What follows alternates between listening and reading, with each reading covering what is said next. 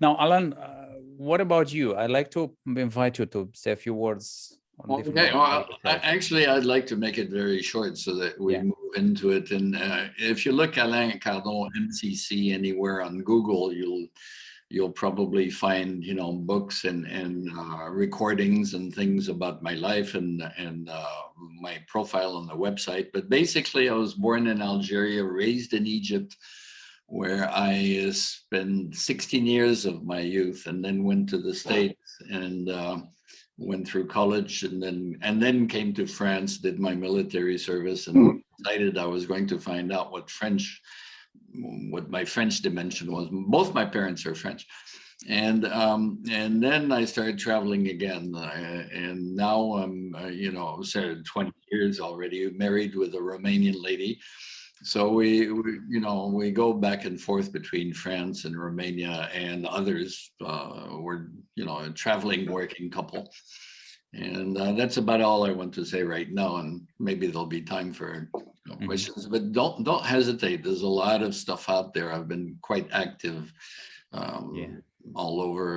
Join my LinkedIn and this and that. And don't hesitate if you're interested to research more, including 20 some books translated in a bunch of languages on systemic coaching and other communication fields. So yeah, to get started, well, I just talked about it a little bit. We're sort of developing a very particular type of systemic coaching. We're quite aware that the word coaching is a big buzzword, and systemic Hmm. coaching is a big buzzword, and team coaching is. But the more you talk to different people about it, the more there's different approaches, and as many systemic coaching approaches as probably systemic coaches. So it's always interesting to sort of dig into what different people do. Of course, systemic theory is practically the same all over the place. But the real question in coaching is that coaching is a profession. In other words, it's not a field of knowledge, it's a profession. And a profession is based on what you do, it's based on skills. So we're not going, well, we can develop some theory here, but we also like to, sort of accompany you through an experience so as to touch systemic dimensions, by practicing something, by experiencing something. So we'll propose an experiment, an experience, where people will run you through an experience where we'll have a coach and a client and give you very specific directions. Uh, the goal is not, the goal is to experience something new and different. And then we can debrief and talk about what's behind it and why this experience and what's the meaning of it and so on. This is to just give you a taste of the field of systemic coaching as we are exploring it and experimenting it daily.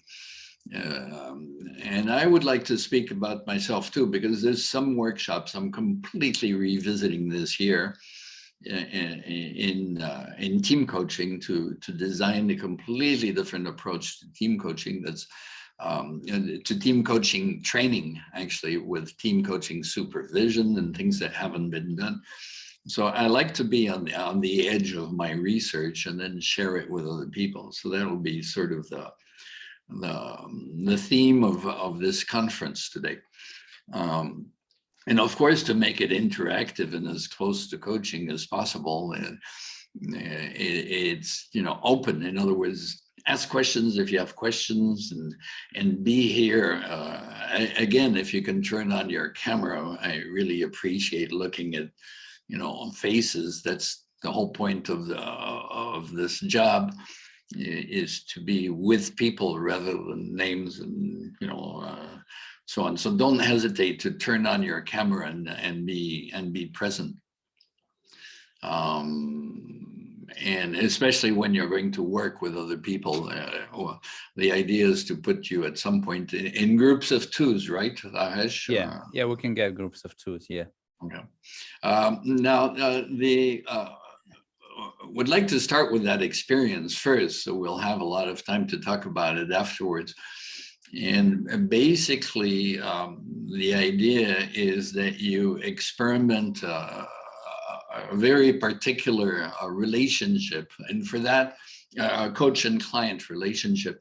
For that, of course, we need everybody needs to be volunteer client or volunteer coach, because we want to subdivide as many people as possible into subgroups, if not all of you. You'll all be working separately in your own room, so it won't be public. But we can start with this right away, Rajesh, or do you have other things to say? We're good? We're good? No, I'm good. We can get Okay. that going. Basically, as a client, well, the job is easy. You focus on, you need to focus on something you want to achieve. In other words, you're going to be for a certain while in a relationship with a coach, and you need to focus on what you want to achieve by yourself. In other words, don't expect anything from the coach. Focus on your issue or your goal or your ambition or your project or whatever. Really focus on it and work on it and work on it and work on it the whole given time. And so we'll put you in a room. You don't know how much time it's going to take. You don't know the coach doesn't know how much time, and we'll pull you out of the room when you're done. But just to work on yourself and not expect anything from the coach. Okay. Yeah. Now, you can all put your hands down because you know your clients. Okay. And now we need volunteer coaches, of course, if possible, as many as we had clients. And of course, the clients don't volunteer again to be coaches because that won't work. So who wants to volunteer to be a coach? And then I will give directions. Okay, so put your technical hand up so you get at the top of the screen here. If we don't have any coaches, we'll just have to take the clients and the coaches we have and put them in subgroups. Okay, cool. And then I guess with the people who didn't volunteer, we'll just put you in rooms, but you need to keep your camera off in that room. And you need to keep your sound off in that room. In other words, you will just be observers. You cannot say anything or do anything. And you won't be seen by the coach and client.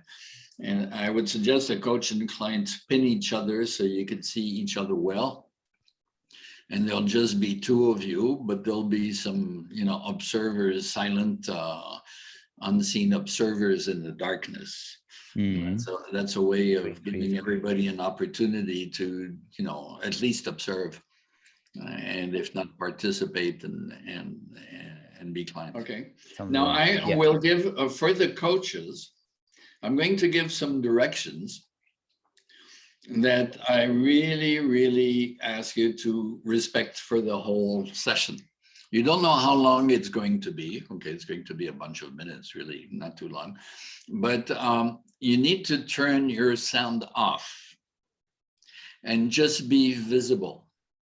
In other words, the direction is you do not say anything at all during the whole time to the client.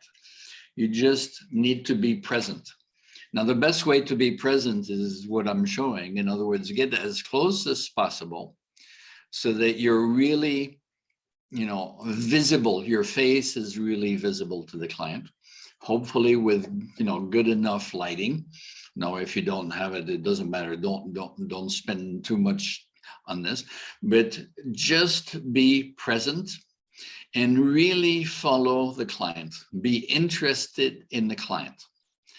The word here I would use is be really curious about everything about the client in the way of being and so on. So you really listen.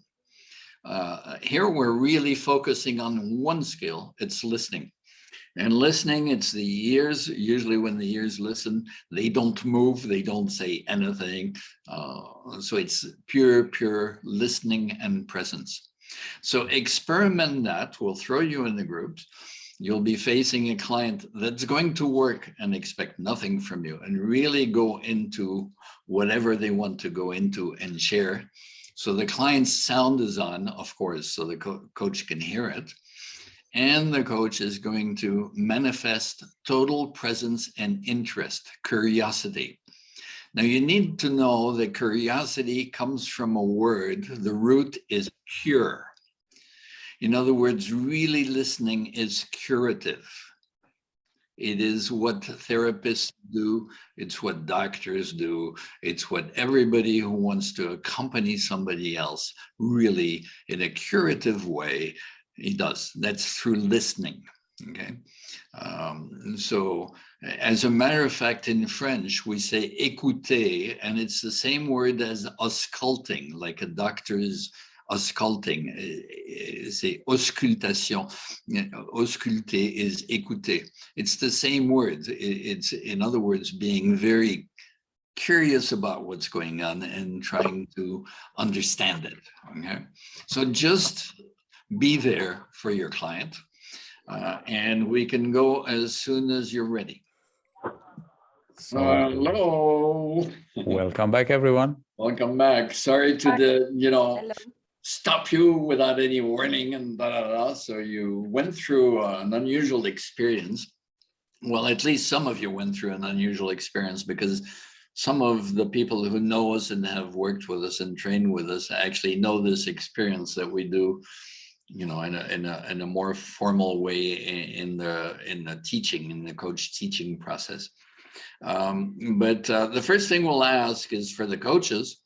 If you have been one of the coaches, are there any comments you'd like to make following this experience about what you went through? For me, it is very difficult to shut up and listen. I felt the need to say something, because I felt that I relate to her situation, and I felt somehow the need to that her is aware that I'm supporting and that I'm there for her. Yeah, So, but you didn't put the sound on, right? I did for a few. Oh, okay. So you just decided to stop the experience facing yourself. Okay. No. I just wanted. Okay, so please, let's have some people who did the experience, respected the directions, so they have something to say about the directions. Because, I mean, if you don't respect the directions, there's nothing to say about what you experience. You experience what you usually do. Okay. So you don't need to pretend you're experimenting something new and then immediately do what you usually do. Okay. The first step in change, come on, is experimenting something new. So somebody else, please, who actually experimented something new. Yes, Olivier. Yeah, first of all, I mean, Ramona, I fully understand. It was pretty complicated not to get in, not to ask questions, not to push or pull. And there was a very interesting moment in the seance I had, in the session I had, is that at a point, the client said, okay, and that's it. And I said nothing. I just looked at her.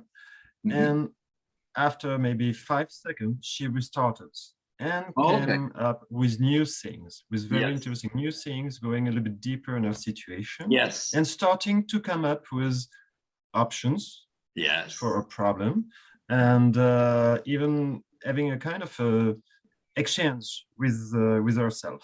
Yes. So she went, in short, if I summarize, the first thing a client does is present the story they know. Okay. Yeah. And they expect to hypnotize and pull in the coach in the story. Then if you don't say anything, they're starting to face themselves and they have the choice. Shall I go deeper for myself because I have this space?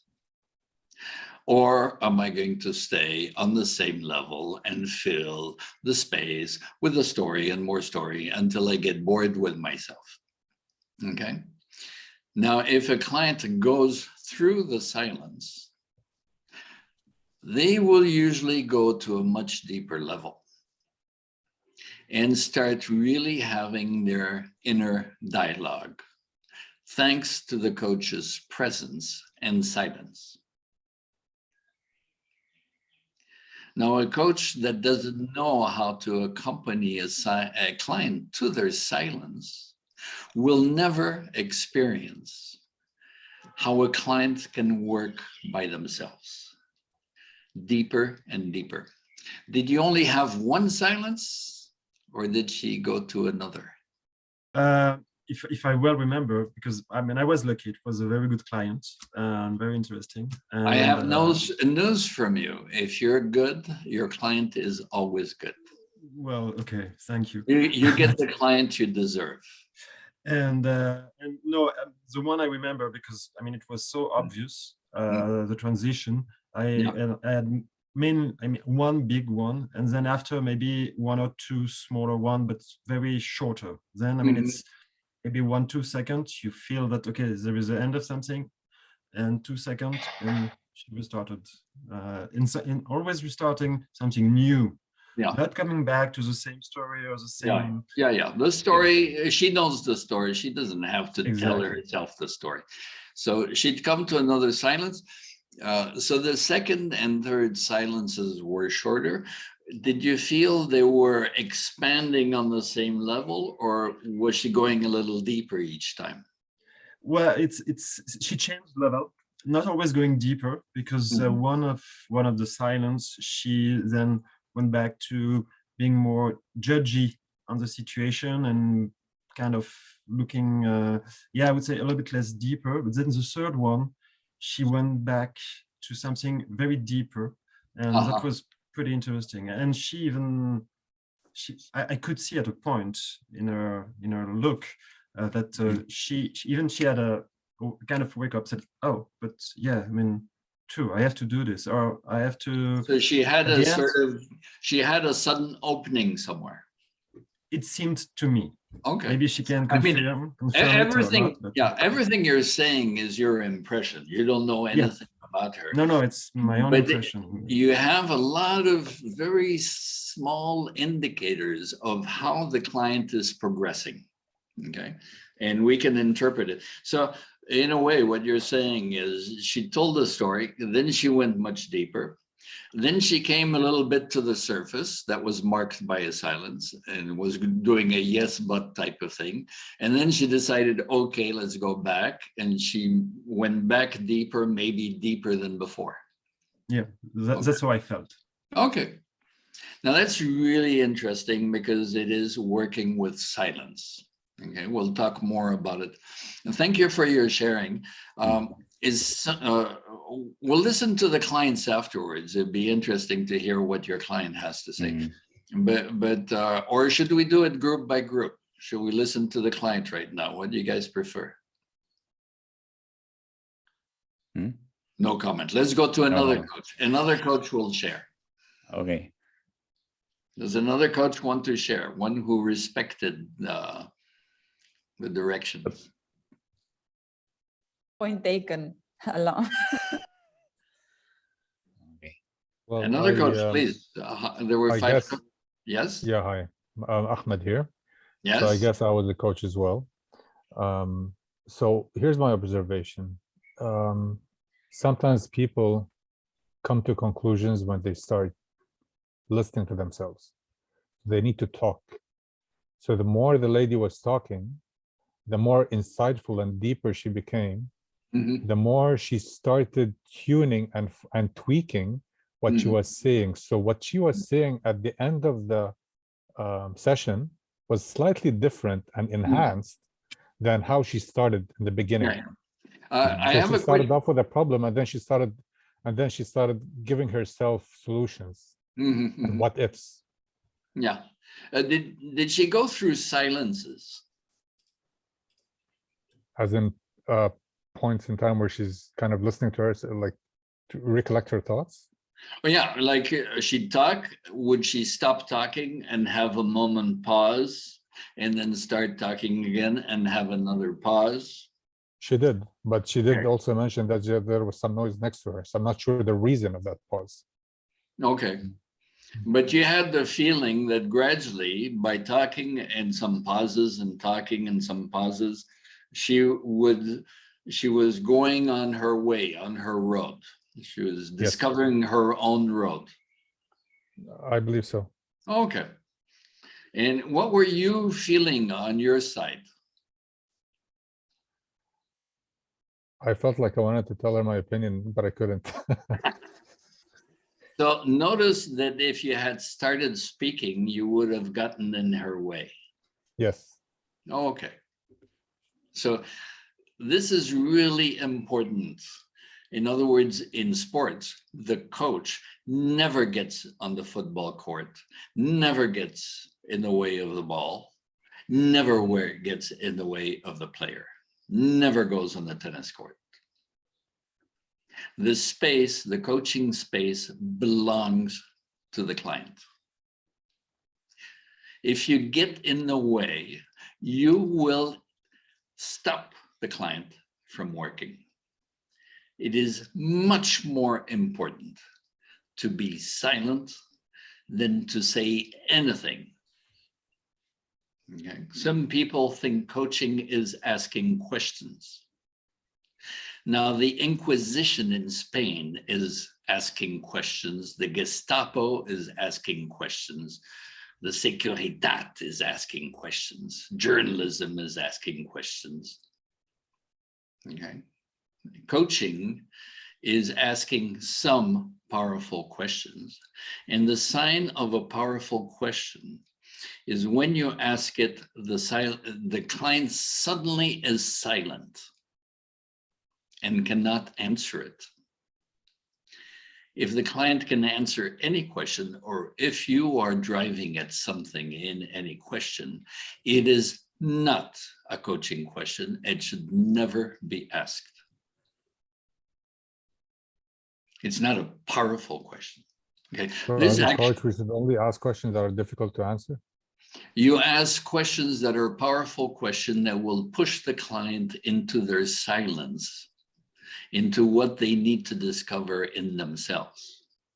That is the definition of a powerful question. It is not a question based on something you want to know as a coach because you're interested. That will direct the client into your interest and not theirs. Silence is central in systemic coaching. Okay, well, we'll say more about it, but it's a good experience for you, well, both of you or the coaches, to face the struggle of being silent. The more you learn how to be silent, the more you will become minimalist, and the more your clients will really, really work. Now, being silent in a positive way with your presence and really paying a curative attention, being curious about the client, and stop being curious about your questions, answers, because that's just following your own chain of thought. It has nothing to do with the client. You're taking your client hostage if you ask the wrong questions.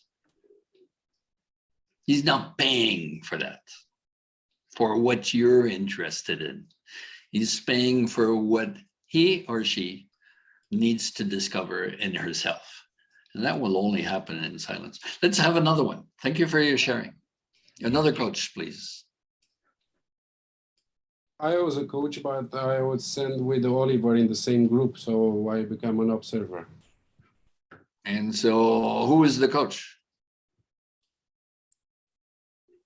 Oliver was the coach in my group. So we were Oliver, okay, two coaches, yeah. two coaches in the same group. Okay. Okay. So sorry for the mix-up. You must have been frustrated. Okay. I can go Right. next. Yes. Cool. So I was really lucky to have a very courageous client. She really exposed a lot of things. And as all the previous coaches mentioned, I felt the urge not to, but to confirm what she was saying or to relate and to give some feedback. And it was really hard for me to abstain from that.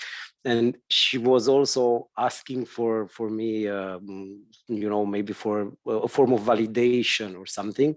And I was Mhm. trying also not to give non-verbal hints, like okay. nodding or doing different things. So I try to refrain myself from all So, of so it. you were like a sphinx. You Yeah, didn't move. I did smile Oh. a bit. Okay. So she felt That's there was smiling. somebody there. I mean, normally the client needs to feel you're there. Okay. And you can nod so long as it's not an approval of the content, so long as it's an approval of the way she's moving, the way she's working. Okay? In other words, the client needs to be there. The client needs to feel you're there as a witness to their work. They're not expecting content. They're expecting, a warm presence that will show they're there. So don't be a sphinx. I didn't say you need to be a sphinx. I just said you need to keep your mouth shut, okay? And don't turn the sound down. Now, if you feel the client is really expecting your approval, in a systemic way, you could think, who is this client expecting approval from in his life or in her life? Okay. In other words, public approval or specific approval is useful for this client. You know this if you feel that's really something, but don't say anything. Don't say anything. Just be there. Okay. And wait till she decides, okay, I'm not going to get approval. What do I want? And then she'll start moving or he'll start moving. Now, I have the impression that, what is your name? Tash, you were the client? Yeah. I'm seeing you take notes all of a sudden and really approve and go in there and so on. So I can feel the connection, okay? Everybody can feel it. So everything is there if you observe. The client is really observing you and knows your presence. And by really being with the client, you can understand a lot of things on which, of course, it's very useful not to input. Just give her the space to move on for herself. She needs to own her space and own herself. Yes.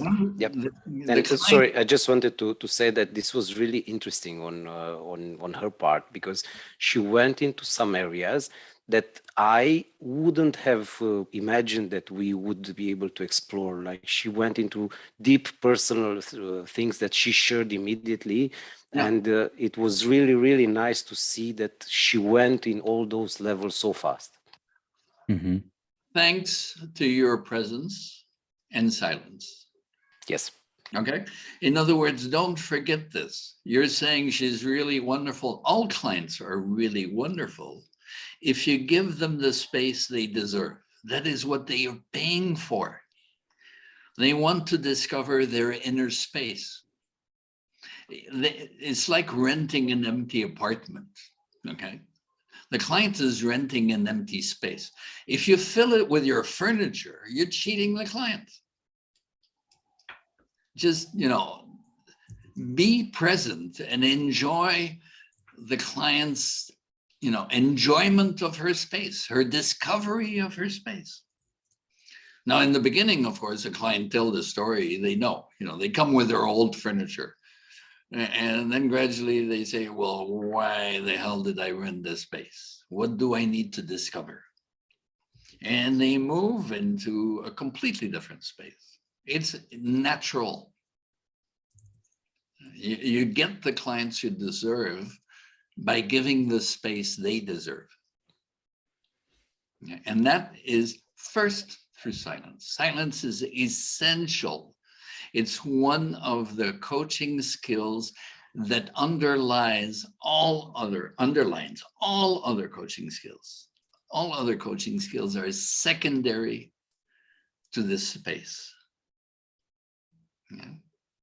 So thank you for exploring it, and really sticking to the directions and letting your client move. I mean, she's got it, she can move. All clients have it. Now, some clients get scared of that space. They haven't explored it in their life, and all of a sudden they have it.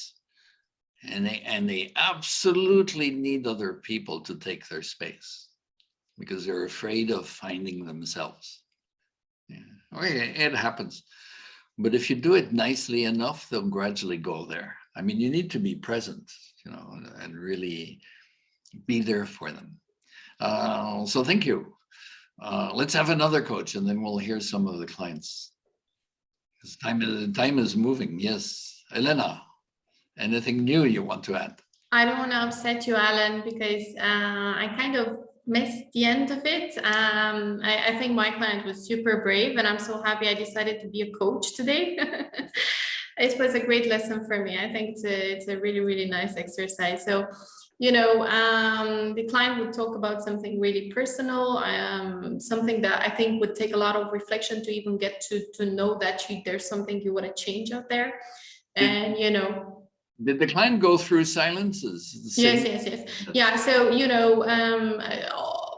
I felt like, the client would come with a baggage of thinking that he's been doing until that point, and, with some assumptions and trying to figure out things and to put all the other elements that he'd figure out by then in there. And then at some point that, he'd be waiting for kind of a suggestion or something on which I've managed to, I don't have it. So definitely I didn't do anything.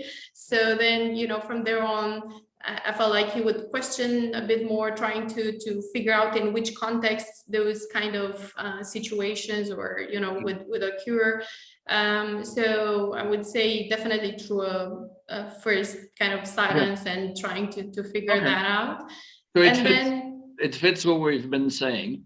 And you felt the client was going deeper and deeper, or? Yes, absolutely. So I felt like the client would definitely try to figure out. Now, why did you say I'm sorry in the beginning? I don't understand. Because I did spoil the end, so I did have some curiosities in there. So I did ask a question or two. Oh, so you started making all the work at the end. It was a good start, and then you decided you had to come in and talk like you're doing. It's not like, much. It was just two questions. Wait, I can see the danger because you're doing it now. As soon as you start talking, I have to interrupt you because it comes and comes and comes and comes and comes and comes. So you're trapped. Okay, you really need to refrain from wanting to own the client's success. One of the problem with a lot of coaches is they have to do things to prove the client is progressing thanks to them. It's a big ego trip. Okay. I have to feel that I am helpful. That's my justification in life, which means that I have to feel the client is helpless. It justifies my presence. It's a whole illusion. The best coaching is when the coach does nothing, because then the client owns their success. They realize they can go there. Coaching is not a dependency creating relationship. So if I was to interpret, the client was flying better and better, and you had to jump in to bring her back down. Right? You could just sit there and enjoy how the flight is going. And then thank her for the beautiful work. I'm saying her, maybe it was a him, but Him. Mhm. okay, thank him for the beautiful work, but leave it go. Leave it go. Mhm. It's clients develop. It's not thanks to you. It's not thanks to a coaching session. It's thanks to the space they took. It's their expansion. They need to expand into an empty space. Mhm. Okay, time is going on, and we said we'd listen to the clients. We need to do this fast because there's some theory behind it I'd like to share, because there is some important theoretical work here, and I'll just give you a few concepts, but one or two clients, please. Any two clients want to share their experience? Okay, Osama. I can go. Hi, Yeah. everyone. Well, the coach was smiling, nodding. I somehow felt she knew how I felt with some of her gestures. She did not talk until just at the end when I stopped talking. She said, until we went out of the session, she said, why don't we go back and, continue talking? You continue talking. Ah, so you stopped the session together? No, I talked for like 4.5 minutes. And okay, you're supposed to talk the whole time and wait till we bring you out of the room. So yes, that's what I did.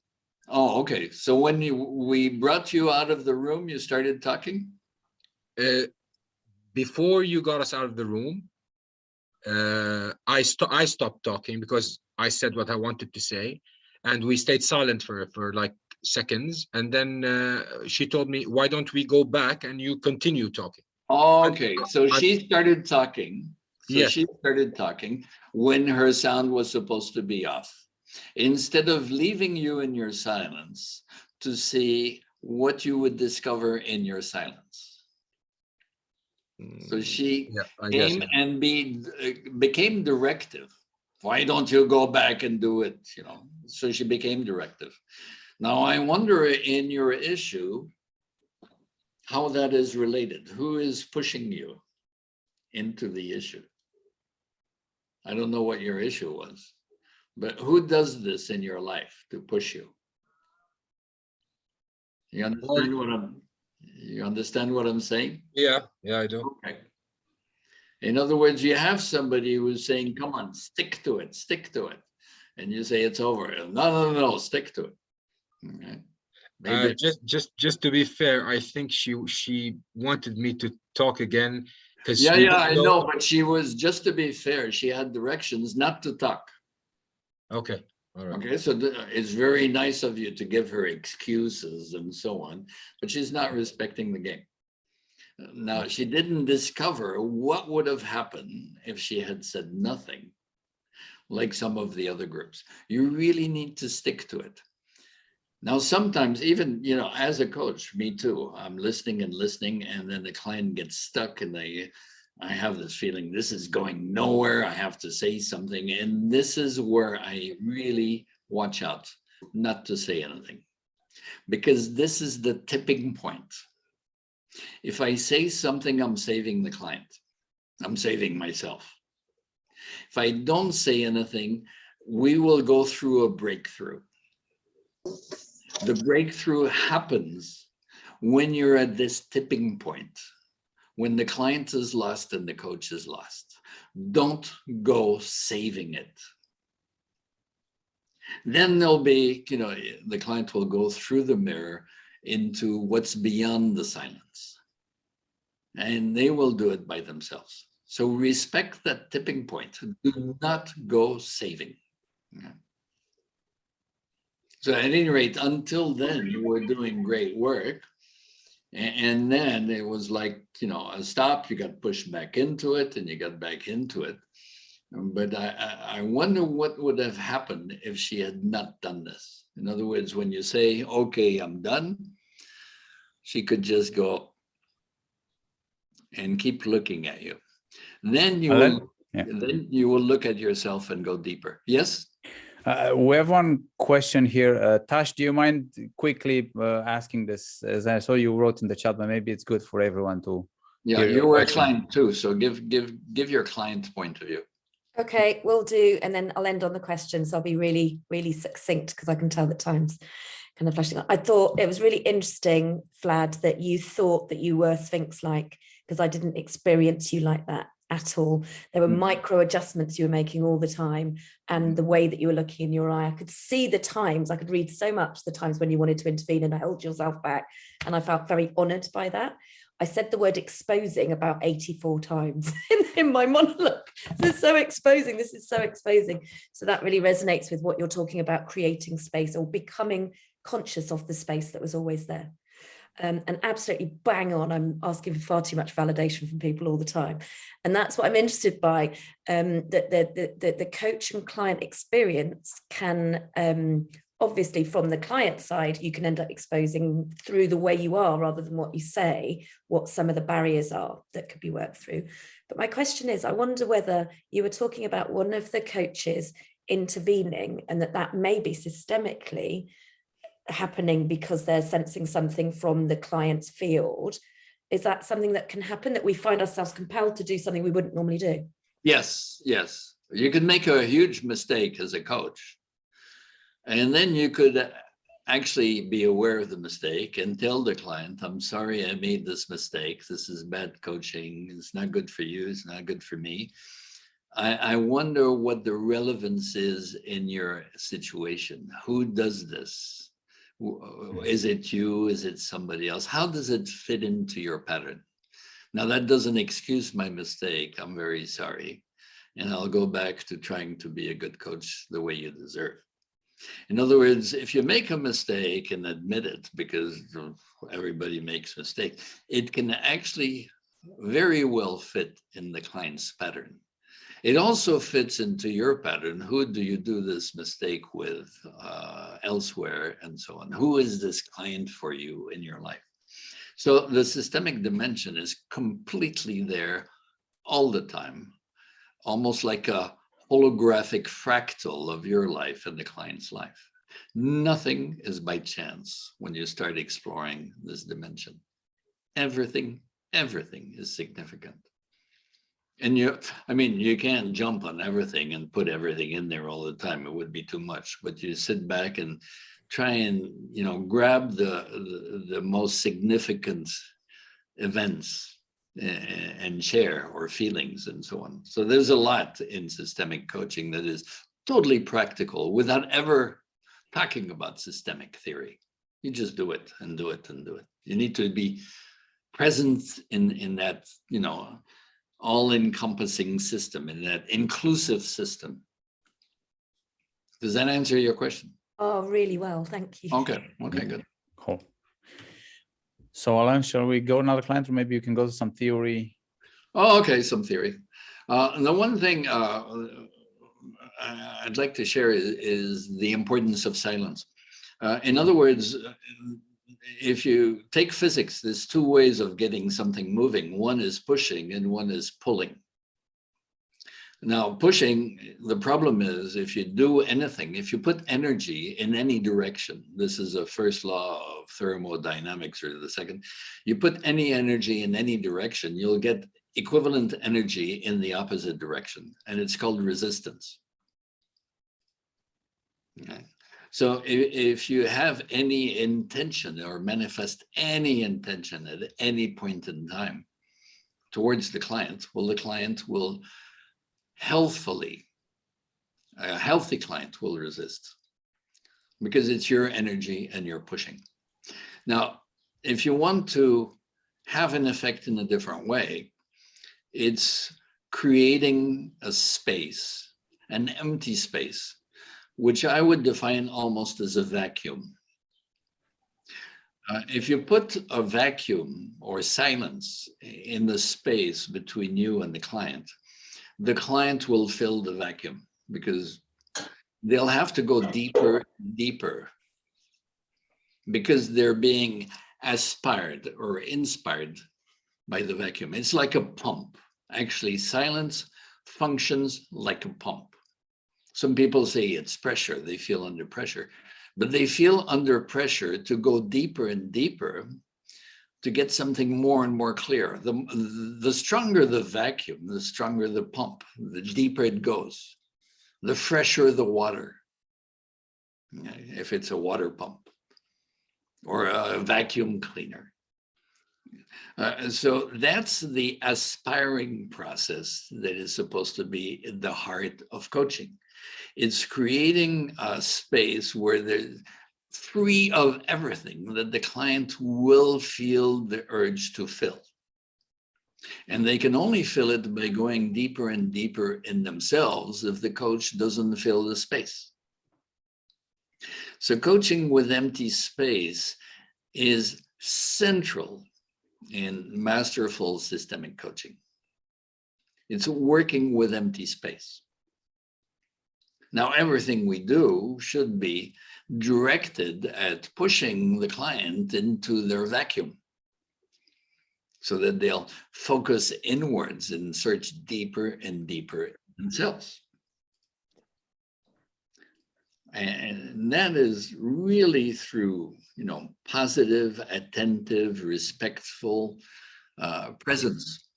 And that's what I said in the beginning, get closer. I don't know if you see the size of my head compared to the size of your heads. The closer you are, the more the client can read all your body language in your face. Your face actually gives 1,000 indications every second to a client. Now, when the client is working in their space, searching in themselves, they actually don't look at the coach. They'll be, thinking and looking.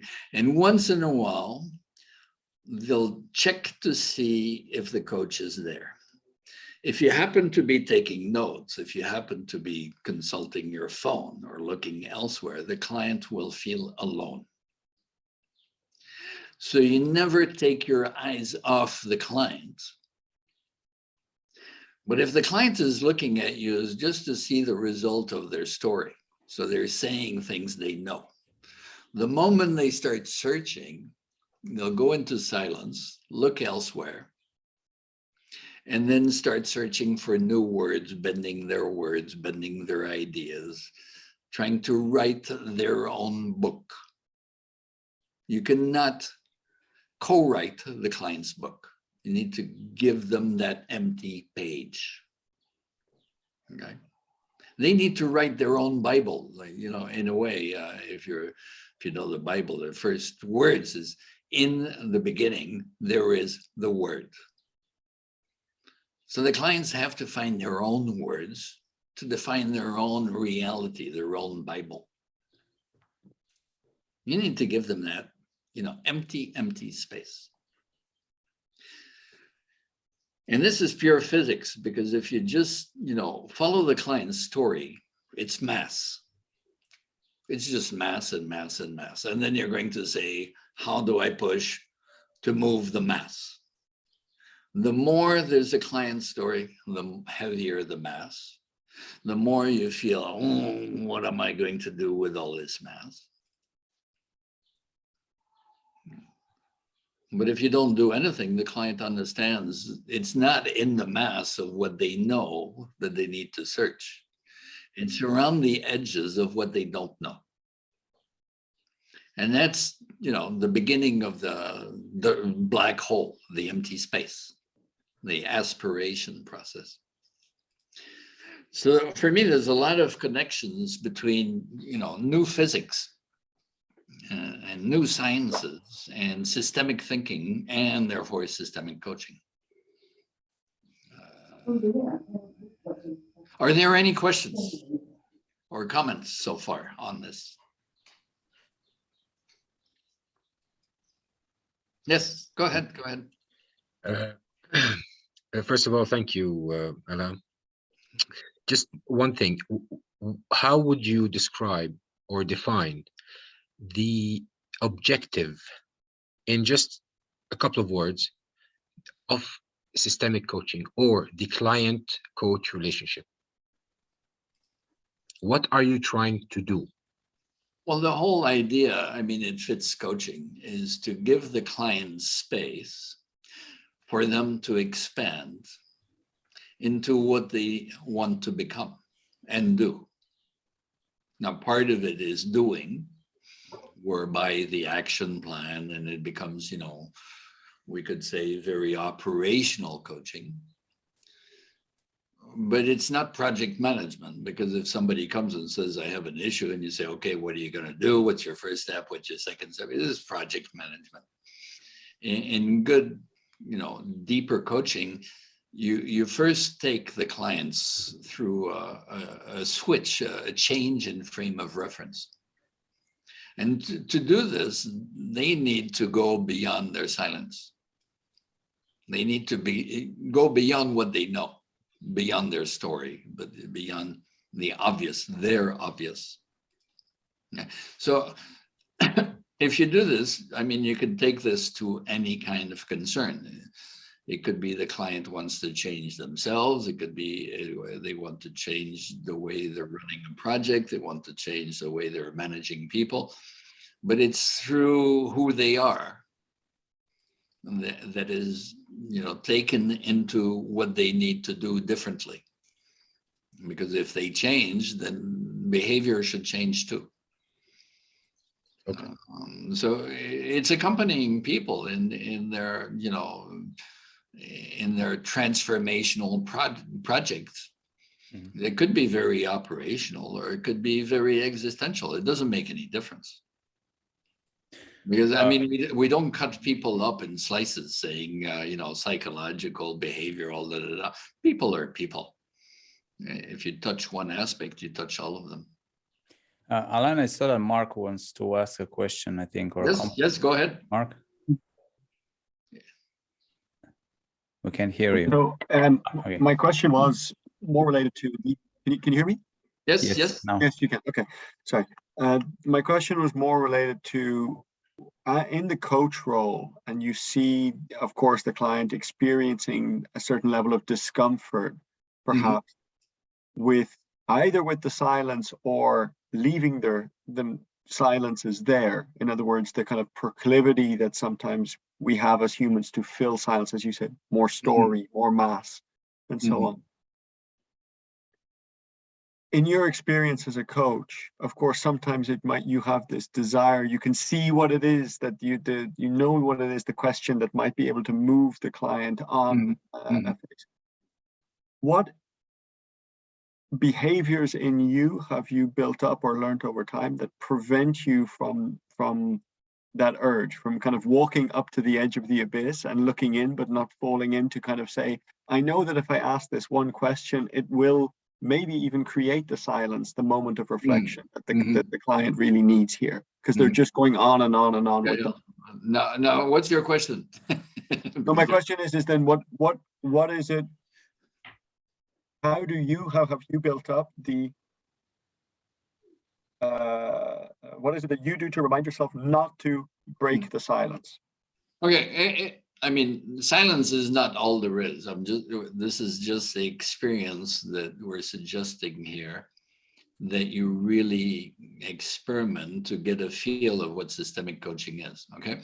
Now, beyond silence is systemic coaching strategies and questions and paradoxical approaches. And there's a whole world back there, okay? Don't think that you know everything about systemic coaching, but it is a given for me that silence is central in all the other skills, including your presence and everything else. It's part of the coaching mindset. So it's there all the time. Now, specifically for asking questions, usually when I'm really present, things will come through my mind. Now, if it's an idea, I usually think, okay, if I'm thinking of it, it's obvious the client knows it. So I'll sort of watch it pass by, because we all get ideas and we all get the same ideas. Hello, don't think you're, you know, so brilliant. So I'll watch the ideas go by in terms of solution. If a question comes to mind, I'll say, okay, it's an option. And I won't ask it the first time. I'll keep on being present and silent until this question becomes really compelling and, for me, very precise. And then, of course, knowing how to ask it with the good linguistics, intonation at the right time, with the right, it takes practice. It's not the question in itself. It's my whole attitude and the power I put into it and the emphasis. And this takes training. In other words, the question serves to take the client into a spin, into a different orbit. You have to be able to go there to take the client there. It's not just a question. It's not mental. It's a trip. Okay. So there's work involved to get ready to ask the right questions at the right time for the right reasons.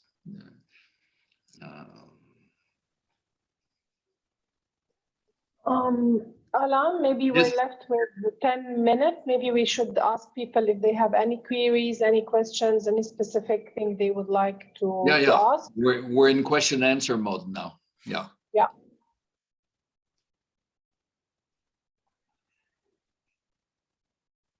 Yes. Well, here's a question that sometimes you face, especially in this part of the world, here in the Arab world and GCC, and mainly when you're dealing with the family business and you're trying to coach there. And, like the transition from a generation to a generation is creating a lot of mishaps here. What would be the best approach when you are talking to your clients or listening to your clients? The important part is listening to your clients. And whenever you want to help them, they just push you away because in their mind, they are already procrastinating about the change that you're coming here to try to help them execute. So what's the best approach that when these people are procrastinating towards what you would like to explore with them or offer to them so that they can make their own choices? Sometimes clients, they don't stop talking. Okay, you listen to them, but they don't stop talking, and it's their mindset or the ideas that are set in their mind that they want to forge forward. Right. So you're asking several questions here, but one is, okay, well, I could give an example. I mean, even in Europe, if I'm received by a CEO the first time, I come in his office and we meet. Usually he'll speak first. And he'll say, okay, just so you understand, and he'll start telling me about the company. It was created in 1902. We do this, we do that. I mean, it's a bunch of stuff that you can read on the internet. And he's basically serving a public relations speech. Now, usually I interrupt very quickly. Once I interrupted, saying, can I interrupt you? And he said, yes. And then I said, with the silence, because an interruption happens when you have silence, okay? So I waited a few seconds. And I said, why does somebody like you meet somebody like me? Okay? In other words, what are you talking about? Now, if I don't do this, he'll talk and talk and talk until the end of the meeting, and then he'll say, I wasted my time. Because he talked about things he knows. Now, if I interrupt him and focus him on why we're there and change the whole discussion, he's going to feel at the end, this was an interesting meeting. Unfortunately, most people don't interrupt CEOs. They're surrounded by yes men. Why should he hire another one that's calling himself a coach? So in this case, I'm illustrating that when people are turning around in circles, putting on the mask, telling the story they tell everybody, they know the story. You could interrupt, which is the opposite. It's the opposite of silence. And sometimes I'll interrupt somebody who's telling the story. I'll say, can I interrupt you? Okay, maybe not with this tone, but can I interrupt you? And then I'll say, well, you seem to know all this very well. So, in other words, stop telling me the story you know. But then I won't ask a question other than so. Okay. In other words, I'm inviting him to talk about something he doesn't know. Rather than, looking at me as if I'm a public to whom they're telling a bedtime story. That's not my function as a coach. I don't listen to stories. Now, paradoxically, it's the opposite of what they say in marketing. You have to tell a good story. Well, that's to hypnotize people. Coaching is not about being hypnotized by stories. Okay. Yeah. Go interrupt. Now, in your question at the beginning, when you asked it, I had the impression that you were engaged in trying to change people who may not be wanting to change. It's too early, whatever. And that's your ambition. Well, I mean, they asked for it. They asked for it. Okay, so there was a change that is occurring. The change was occurring. Okay, so you really need to follow exactly the change that is occurring that they want to do and that they don't want to do. But follow on the side. Don't start being more ambitious or more impatient than they are. Because from there on, they will resist. Anything you push will create resistance. Sometimes I use a technique, the takeaway technique. Means like sometimes, oh, this is not for you, maybe. Well, yeah, it's paradoxical. I know what you need, but I won't tell you. Okay. It works with other people, but you're not ready for it. It's totally paradoxical. But I mean, it's kind of manipulation. I'm still with the objective of taking them somewhere. No. Okay.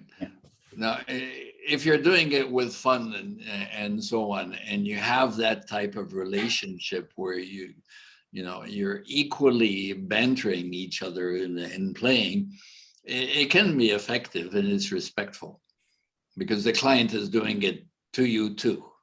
But if you're just using techniques to get the client to somewhere he doesn't want to go right away, okay, it's kind of manipulative. So you have to watch how much you want to get the client somewhere and how much the client wants to go there. And using empty space is much more effective. Alan, I think it was someone else. Yes. Tash, you wanted to ask a question or comment? Yeah, thank you. So you raise your hand. Yeah. Yeah, I did. Totally get that thing around being hypnotized by somebody telling you about the story of the business and all that sort of stuff. Is there not, though, in terms of systemic mapping the context they're in to help them to navigate that well, is there not a bit of storytelling that needs to happen and you need to be sort of semi-engaged with a bit of hypnotism just to understand the setup? Organizations are more and more complex now. And without I'm not an expert. I don't need to understand the setup. I need to understand how the client thinks. So if they know the map enough to tell me about it, what's not on the map? Because if they know the map enough to tell me about it, they know what to do with it. I mean, I don't have anybody stop me in the street telling me, how do I get from here to there while they're looking at the map and they know how to get there.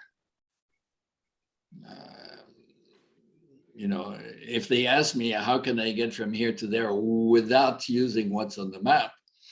I'm saying, interesting question.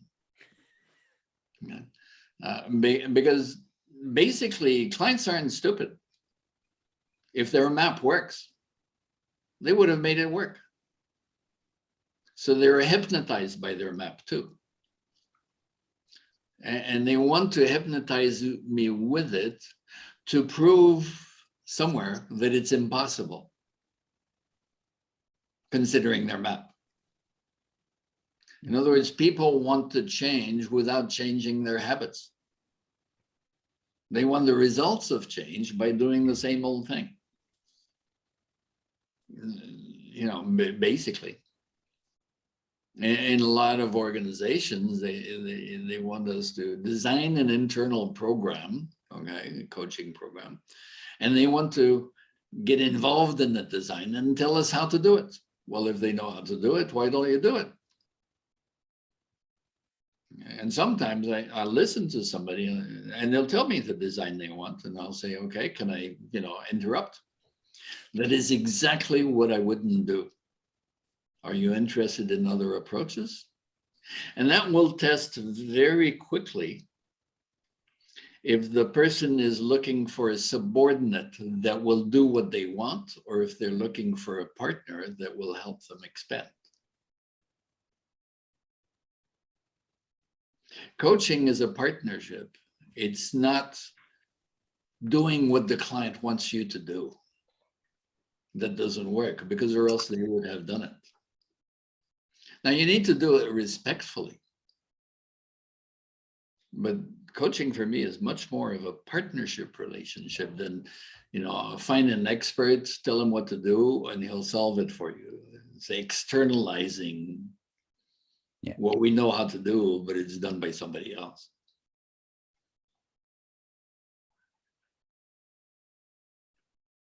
Other questions maybe from, on silence and what you're discovering here today.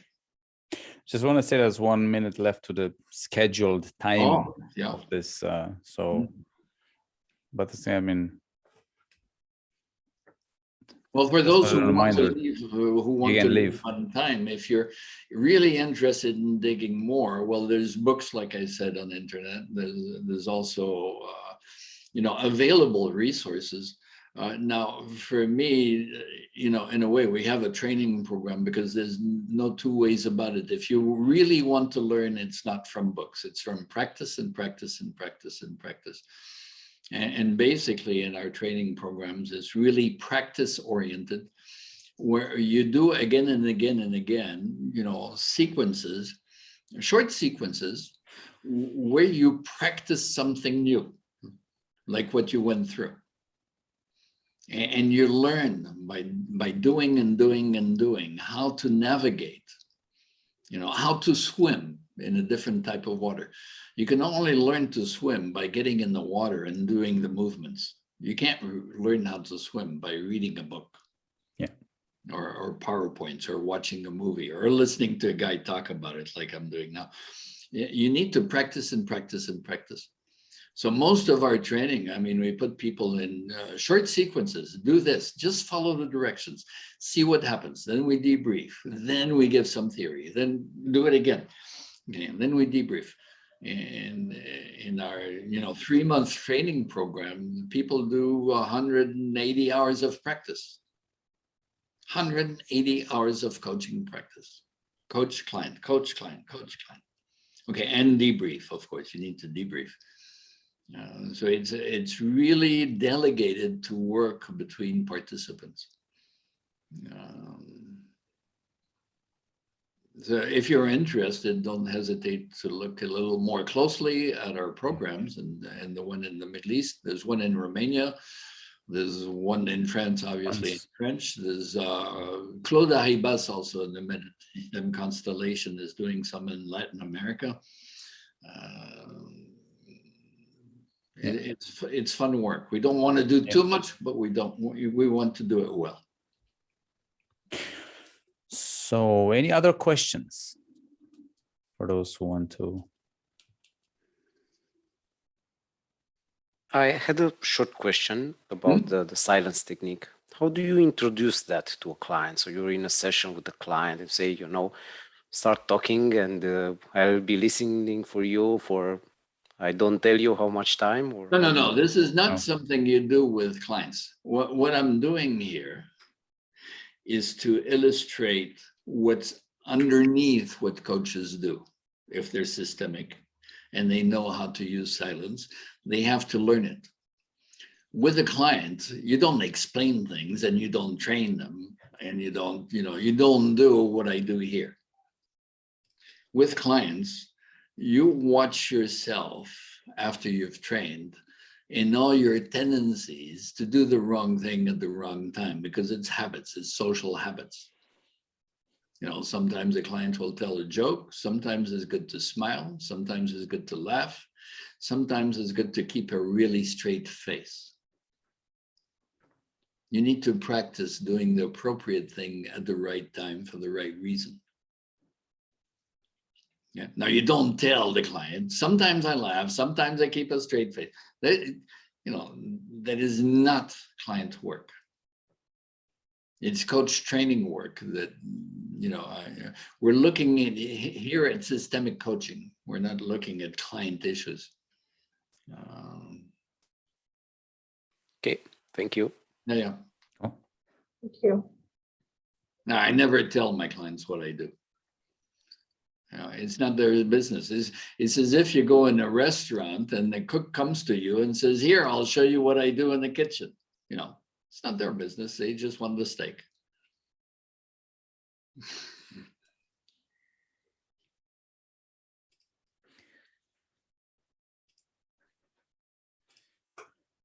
Any other questions? Oh. Sorry.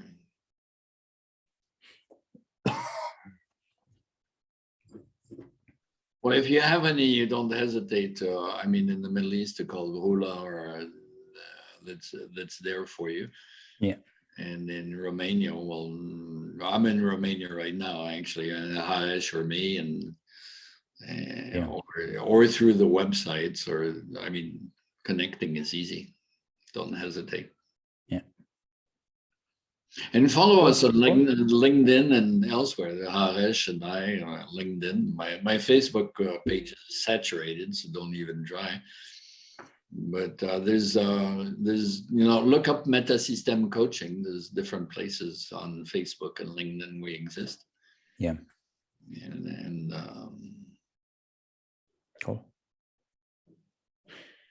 So. Thank you, Alain. Thank you. Thank you very much. Thank you very much.